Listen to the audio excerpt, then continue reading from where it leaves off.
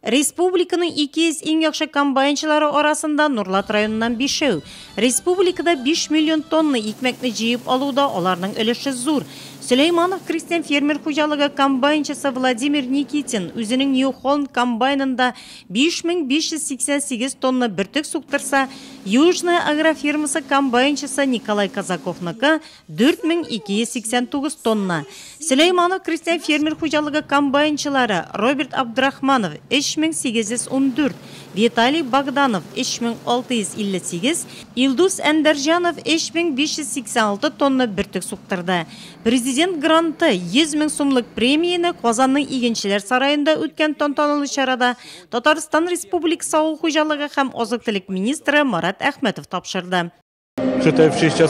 Иртәнге 6-да без беренче бункерны бушата идек. Шулай төнге 2-гә кадәр эшләдек. Көн сайын техника яхшы барганда 2000 центнер суктыра идек.